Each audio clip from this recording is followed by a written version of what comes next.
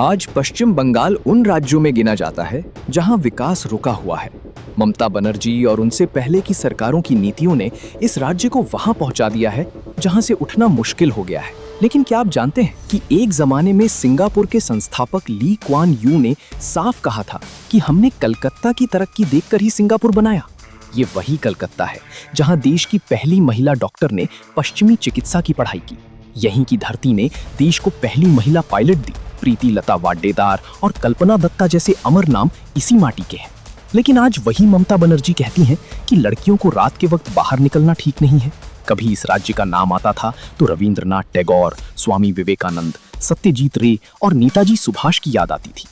आज इसी बंगाल के नाम पर एसएससी घोटाला, बेरोजगारी, आरजी कर मेडिकल कॉलेज का मामला और संदेश खाली का दर्द याद आता है। देश भर में जितने भी भिखारी हैं, उनमें से एक बड़ा हिस्सा अकेले पश्चिम बंगाल में रहता है। बाल विवाह के मामलों में ये राज्य दूसरे स्थान पर है और शिक्षा के मामले में, खासकर सेकेंडरी और हायर सेकेंडरी में, ये देश के सबसे पिछड़े राज्यों में गिना जाता है। भारत की पहली अंडरग्राउंड मेट्रो कोलकाता में ही शुरू हुई थी। देश का पहला ट्राम भी यहीं चला।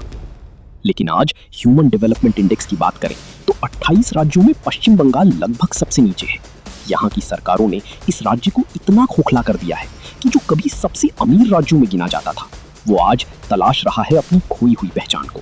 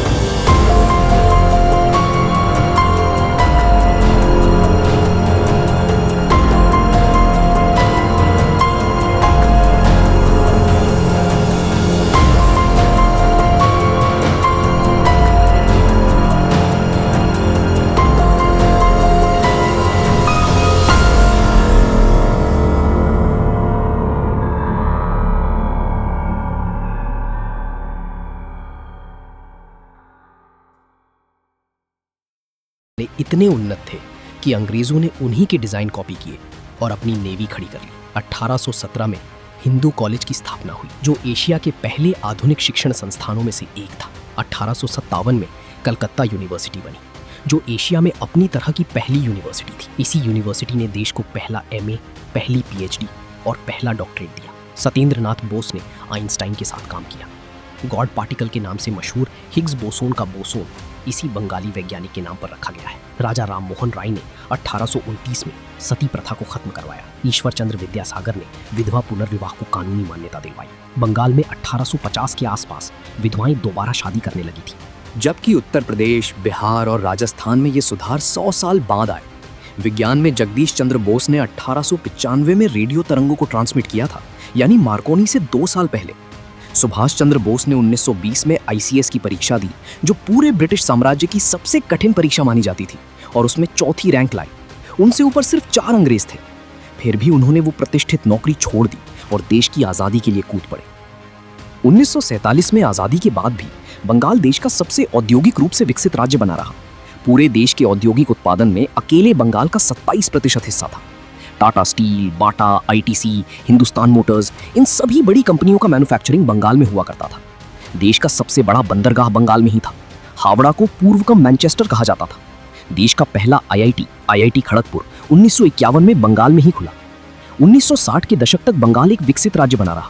राष्ट्रीय जीडीपी में उसका 10.5% का योगदान था और प्रति व्यक्ति आय राष्ट्रीय औसत से ऊपर थी। लेकिन 1967 का साल आया। बंगाल में कांग्रेस की सरकार थी, लेकिन एक भयानक खाद्य संकट ने सब कुछ तहस नहस कर दिया। चावल और गेहूं के दाम आसमान छूने लगे, जनता सड़कों पर उतर आई, भ्रष्टाचार के आरोप लगने लगे, ऊपर से शरणार्थियों का संकट। इसी माहौल में 1967 की चुनाव हुए और पहली बार कांग्रेस को बंगाल में हार मिली। यूनाइटेड फ्रंट नाम की गठबंधन सरकार बनी, लेकिन वो सिर्फ 9 महीने चल पाई। गठबंधन में झगड़े शुरू हो गए, सरकार गिर गई और राज्य में राष्ट्रपति शासन लग गया। इसी दौर में कुछ ऐसा हुआ जिसने बंगाल की रूह कंपा दी। 1968 में अभिनेता अशोक कुमार, जिन्हें हम दादा मुनि के नाम से जानते हैं, अपने जन्म स्थान पर परफॉर्म करने आए। वेन्यू 500 लोगों से भरा था। अचानक कम्युनिस्ट कार्यकर्ता वहां घुस आए, लोगों से मारपीट की गई, महिलाओं के साथ दुष्कर्म किए गए, सड़कों पर शव पड़े रहे। और उस वक्त के नेता ज्योति बसु का बयान आया कि ये पूंजीपतियों के खिलाफ मजदूरों का विद्रोह है।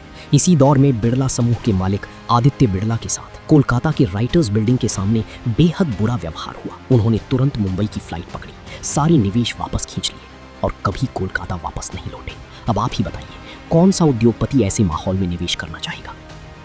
1977 में सीपीआईएम पूर्ण बहुमत के साथ सत्ता में आई। ज्योति बसु मुख्यमंत्री बने और यहीं से बंगाल की असली तबाही की शुरुआत हुई। सीपीआईएम की ट्रेड यूनियन सीआईटीयू ने पूरे बंगाल में ऐसा माहौल बना दिया जहां हर मामूली बात पर हड़ताल हो जाती थी। फैक्ट्री मालिकों को घेरा जाता था, उनसे मारपीट की जाती थी। 1980 में बंगाल में हर साल औसतन 100 से ज्यादा हड़तालें होती थी। हिंदुस्तान मोटर्स धीरे धीरे बंद हो गई। बाटा ने अपना मैन्युफैक्चरिंग दूसरे राज्यों में शिफ्ट कर दिया। बर्न स्टैंडर्ड जैसी बड़ी इंजीनियरिंग कंपनियां एक एक कर बंद होती चली गई और कम्युनिस्टों को इस पर गर्व था।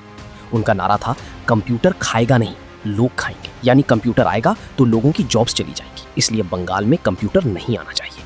1980 में जब पूरा देश आईटी क्रांति की तैयारी कर रहा था, कम्युनिस्ट बैंकों में कंप्यूटर लगाने से मना कर रहे थे। हैरानी की बात यह है कि बेंगलुरु के आईटी हब बनने से पहले ये ऑफर पहले बंगाल को मिला था, लेकिन तत्कालीन सरकार ने इसे ठुकरा दिया। एक पूरी पीढ़ी का भविष्य सिर्फ विचारधारा के चलते बर्बाद कर दिया गया। कम्युनिस्टों ने बंगाल में एक कैडर सिस्टम खड़ा कर दिया था। हर गांव, हर पंचायत, हर राशन की दुकान स्थानीय दबंगों के कब्जे में थी। असहमति को हिंसा से कुचल दिया जाता था। 1977 से 2011 के बीच 34 सालों में बंगाल में 28,000 से ज्यादा राजनीतिक हत्याएं हुई। ये आंकड़ा पंजाब के आतंकवाद और कश्मीर के उग्रवाद के दौर से भी ज्यादा है, लेकिन राष्ट्रीय मीडिया ने कभी इस पर ठीक से ध्यान नहीं दिया। शिक्षा का भी बुरा हाल था। Kolkata university, Jadavpur university, presidency college, सब जगह राजनीतिक नियुक्तियां होने लगी। प्रोफेसर बनने के लिए क्वालिफिकेशन से ज्यादा जरूरी था पार्टी की बैठकों में जाना और मार्क्सवादी विचारधारा के तहत रिसर्च पेपर लिखना। बंगाल के शानदार प्रोफेसर धीरे धीरे दिल्ली, जेएनयू और विदेशी यूनिवर्सिटियों में पलायन कर गए।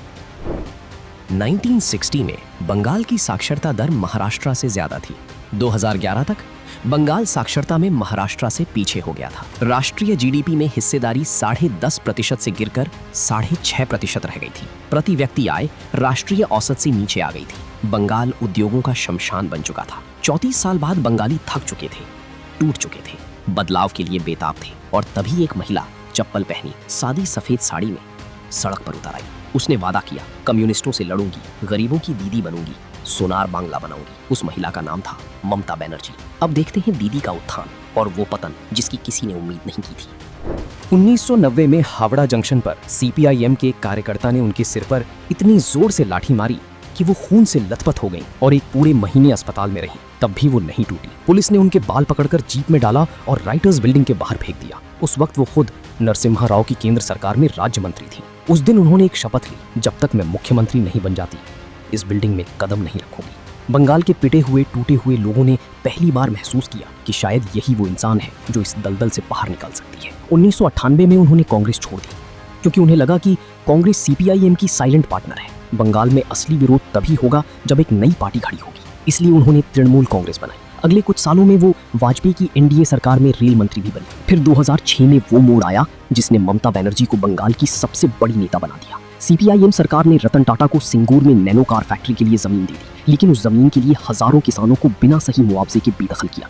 जब किसान आंदोलन पर उतरे तो ममता उनके साथ खड़ी हो गई। उन्होंने 21 दिन का अनशन किया, जिसके बाद उन्हें धारा 144 में हटाया गया। नंदीग्राम में तो हालात और भी बदतर थे। सीपीआईएम की पुलिस और पार्टी कार्यकर्ताओं ने मिलकर गोलियां चलाईं। महिलाओं के साथ जो व्यवहार हुआ वो बयान करना मुश्किल है। आधिकारिक आंकड़ों के मुताबिक 141 लोग मारे गए। दोनों जगह ममता मैदान में थी।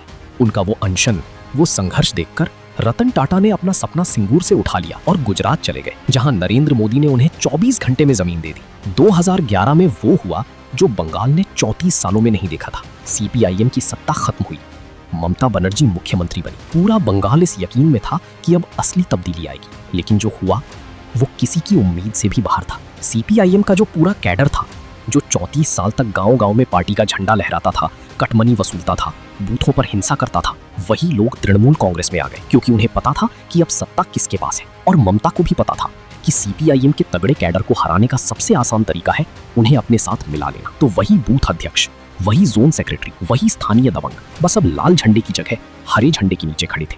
सिस्टम वैसे ही चल रहा था जैसे सीपीआईएम के जमाने में चलता था। प्रधानमंत्री आवास योजना का पैसा आता तो उसमें से 500 रुपए स्थानीय पार्टी कार्यकर्ता का हक समझा जाता था। मनरेगा में मजदूर दिन भर काम करता तो उसकी मजदूरी से भी एक तय हिस्सा कटता था। कोई मर जाता तो अंतिम संस्कार के लिए जो 2000 रुपए आते थे, उसमें से 200 रुपए उस बूथ अध्यक्ष के थे। अगर कोई अपना घर बनाना चाहता था तो उसे उसी पार्टी के आदमी से बालू, सीमेंट और ईंट लेनी पड़ती थी, जो उस इलाके का सिंडिकेट चलाता था। कहीं और से खरीदने का मतलब था अगले ही दिन घर की नींव ढह जाना। ये कोई अफवाह नहीं थी, ये बंगाल की वो सच्चाई थी जो वहां रहने वाला हर इंसान बता सकता है। घोटालों पर घोटाले। सारधा पॉन्जी स्कैम में 17 लाख आम लोगों का पैसा डूब गया। 200 से ज्यादा लोगों ने अपनी जान दे दी क्योंकि उनकी पूरी कमाई उस स्कीम में लग गई थी। एक अजीब संयोग जो कभी ठीक से समझाया नहीं गया। नाराजा नाम के एक स्टिंग ऑपरेशन में टीएमसी के 11 बड़े नेताओं को कैमरे पर पैसे लेते हुए पकड़ा गया। उनमें मंत्री भी थे और सांसद भी। एसएससी रिक्रूटमेंट स्कैम देश के सबसे बड़ी सरकारी नौकरी घोटालों में से एक है। ओएमआर शीट में हेराफेरी कर बिना मेरिट के हजारों लोगों को नौकरी दे दी गई। टीएमसी के वरिष्ठ नेता पार्था चटर्जी गिरफ्तार हुए और उनकी करीबी अर्पिता मुखर्जी के घर ईडी ने 50 करोड़ रुपए से अधिक नकद और ढेरों सोना बरामद किया। हाईकोर्ट ने 25,000 से ज्यादा शिक्षकों की भर्तियां एक झटके में रद्द कर दी, जिससे उन हजारों लोगों की जिंदगी तबाह हो गई जिन्होंने सालों मेहनत की थी। और इन सब के जवाब में ममता बनर्जी का एक ही रटा रटाया जवाब था, ये सब बीजेपी की साजिश है। सबसे दर्दनाक वो था जो महिलाओं के साथ हुआ। संदेश खाली में उत्तर 24 परगना के टीएमसी नेता शेख शाहजहां और उसके गुर्गों ने सालों तक महिलाओं को पार्टी ऑफिस में बुलाकर जो किया, वो सुनकर रूह कांप जाती है। और फिर आया आरजी कर मेडिकल कॉलेज का मामला। एक 31 वर्षीय ट्रेनी डॉक्टर ने 36 घंटे की लगातार ड्यूटी के बाद अस्पताल के सेमिनार हॉल में थोड़ा आराम करने की सोची, और फिर जो हुआ वो इतना भयानक था कि शब्द कम पड़ जाते हैं। अस्पताल प्रशासन ने उसके माता पिता से कहा कि उनकी बेटी ने आत्महत्या कर ली है। शव को ठीक से देखने तक नहीं दिया गया। क्राइम सीन पर रातों रात निर्माण कार्य शुरू करवा दिया गया ताकि सबूत मिट जाए। और इन सब के बाद ममता बनर्जी, जो खुद एक महिला है, जो खुद 3 विभागों की मंत्री हैं, उनका बयान आया, लड़कियों को रात में अकेले बाहर नहीं जाना चाहिए। ये वही नेता हैं जिन्होंने अपनी पूरी राजनीति महिला सशक्तिकरण के नाम पर खड़ी की, जिन्होंने खुद लाठियां खाई, जो खुद मुख्यमंत्री बनी। इस बयान के बाद पहली बार बंगाल की सड़कें ममता के खिलाफ भर गई। डॉक्टरों ने काम बंद कर दिया, छात्र उतरे, आम लोग उतरे। और फिर ममता ने वो किया जो और भी हैरान करने वाला था। उन्होंने खुद न्याय की मांग को लेकर रैली निकाली। वो ममता जो मुख्यमंत्री है, वो ममता जो गृह मंत्री है, वो ममता जो स्वास्थ्य मंत्री है, वो खुद अपनी ही सरकार से न्याय मांगने सड़क पर निकल पड़ी। लोग समझ नहीं पाए कि इस पर हंसें या रोएं। बंगाल का पढ़ा लिखा युवा अपनी डिग्री लेकर आज भी दिल्ली, मुंबई, बेंगलुरु की ओर पलायन कर रहा है, क्योंकि यहाँ कोई उद्योग नहीं है, कोई नौकरी नहीं है, कोई भविष्य नजर नहीं आता। ममता बनर्जी वही बन गई जिनसे लड़ने के लिए वो कभी मैदान में उतरी थी। और बंगाल जो कभी पूरे देश को रास्ता दिखाता था, आज खुद उस रास्ते की तलाश में है जो उसे उस मुकाम पर वापस ले जाए जहां वो कभी हुआ करता था। फिर भी उम्मीद है कि एक दिन सोनार बांग्ला फिर से जागेगा। उस बंगाल की माटी जिसने दुनिया को विद्यासागर, विवेकानंद, सत्यजीत रे और सुभाष दिए, वो माटी कभी मरती नहीं। बात बस इंतजार की है, सही नेतृत्व के इंतजार की।